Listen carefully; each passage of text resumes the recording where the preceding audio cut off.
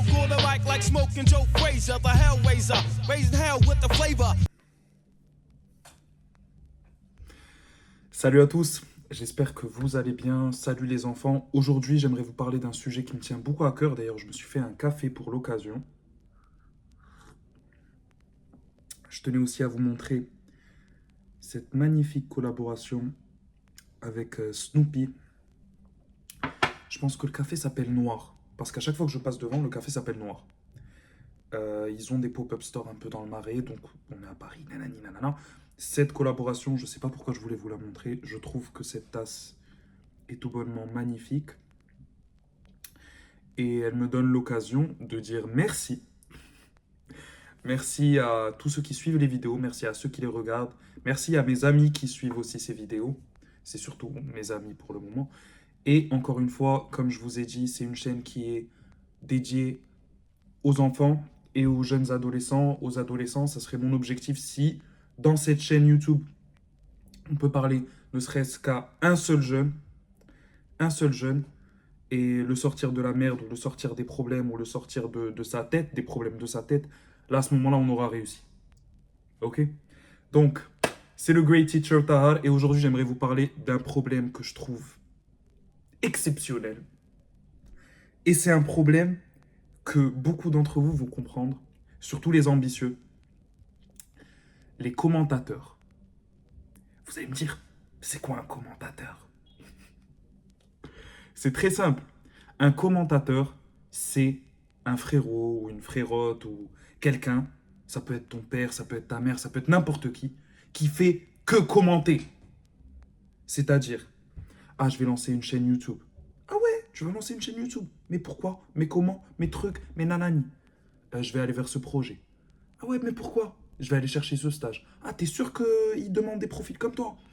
Des fois, c'est là où je vais faire la distinction, il y a une très grosse différence entre un lieutenant et un commentateur. Là, je vous invente des termes, mais on va rentrer dedans dans la vidéo.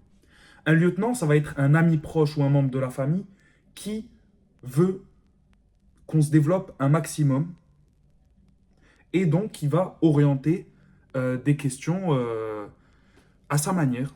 C'est-à-dire que là, vous êtes en train de vous dire, il n'y a aucune différence, mais je vais vous expliquer. Le lieutenant, je vais lui dire, je cherche ce stage. Il va me dire, est-ce que je peux voir ton CV? Il va voir le CV. Est-ce que je peux voir tes lettres de motivation que tu as envoyées? Il va voir. Il va lire, nanani, nanana, il va voir mon profil, et il va me dire, est-ce que je peux voir ce que le stage demande? Oui, nanana, nanana. Est-ce que tu es sûr que dans ton CV, tu n'aurais pas dû faire comme ça? Ah ouais, peut-être.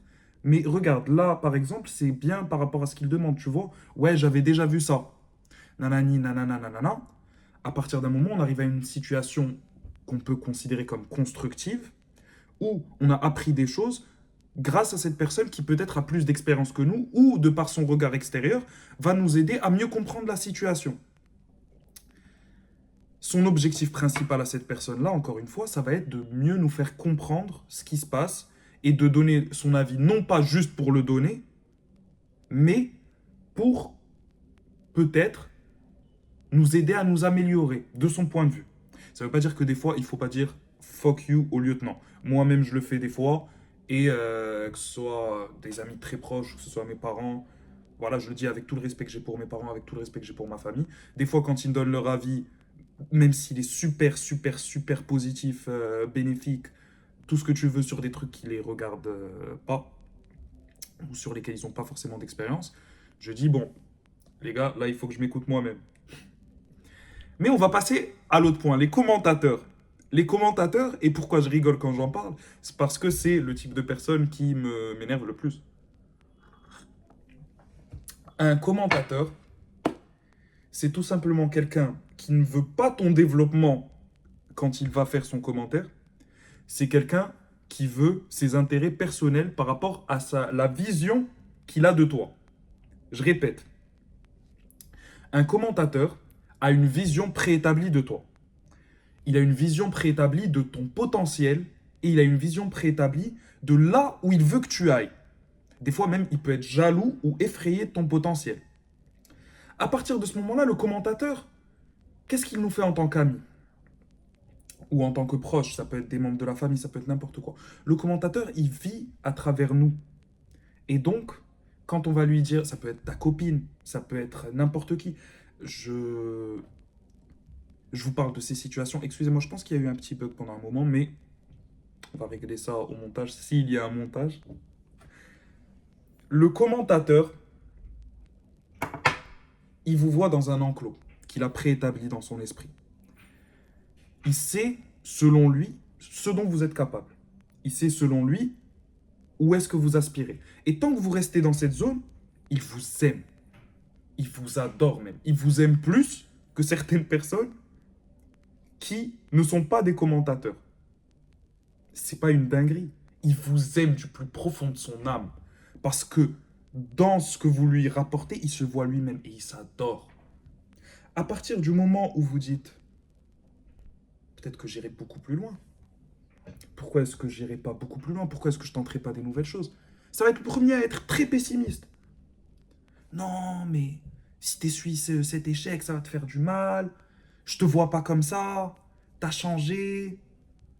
Pourquoi tu réfléchis à ça? On vient pas de là. Qu'est-ce que tu nous fais? Nanani, nanana, nanana, nanana. Ta famille, elle est pas dans ça. Tu connais personne. Pourquoi tu ferais ça? Oui, oui, oui. On dirait qu'il pleure à ta place. Pourquoi? Pourquoi? Qu'est-ce qu'il gagne à ça? C'est hyper complexe parce qu'en même temps, ils t'aiment. Ils veulent pas te voir souffrir. Mais ils veulent surtout pas eux-mêmes être face à l'incompétence qu'ils ont à se mettre des défis. Les commentateurs, c'est ces gens-là qui s'assoivent. J'ai cours de français, mon frérot. Qui s'assoient, qui te regardent et qui se disent: ah ouais, non, le film, il aurait pas du tout dû aller dans cette direction. Je comprends pas. Mec, tu regardes Le Parrain. C'est une singerie. Wesh. Le film aurait pas dû aller dans cette direction. Pourquoi? Je compte pour que tu me dises que le film de ma vie ne doit pas aller dans cette direction, mon pote. Quelqu'un qui t'aime vraiment, il se dit, ton film, il peut aller dans n'importe quelle direction. N'importe quelle direction, tant que c'est une direction dans laquelle tu es en bonne santé mentale, physique, et que c'est une direction qui t'anime réellement. À partir de ce moment-là, aimer quelqu'un, c'est lui donner l'espace. Je répète, aimer quelqu'un, c'est lui donner l'espace d'être qui il est, réellement. Et si vous aimez quelqu'un, mais que vous ne voulez pas lui donner cet espace, c'est que vous aimez l'identité de quelqu'un. Et cette identité, elle n'existe pas. Elle vient de votre perception de cette personne-là. Et à partir de là, désolé de vous l'apprendre, vous êtes un commentateur. Et je vais vous dire un truc. Moi, les commentateurs, je les encule. Désolé les enfants, j'ai dit un gros mot. Peut-être que cette vidéo, elle est moins pour vous. Mais les commentateurs, je les encule. C'est très simple. C'est très très simple. Merci pour avoir vu cette vidéo. Si vous êtes un commentateur, réglez vos problèmes avec vous-même. Si vous êtes un lieutenant, on vous aime les lieutenants. Vous êtes les meilleurs. Et si vous êtes quelqu'un qui regarde cette vidéo, prenez des risques. N'ayez pas peur d'aller à l'encontre des commentaires, des commentateurs. Parce qu'un commentateur, il commente ce que font les autres. Mais il fait rien. Ou il fait très peu. Ou il fait...